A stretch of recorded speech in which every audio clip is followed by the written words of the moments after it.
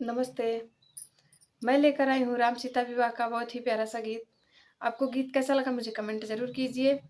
अच्छा लगे तो लाइक करके शेयर कीजिए और मेरे चैनल पर अगर पहली बार आए हैं तो मेरे चैनल को सब्सक्राइब ज़रूर कीजिएगा। रिक्वेस्ट है आप लोगों से। चलिए सुनाते हैं।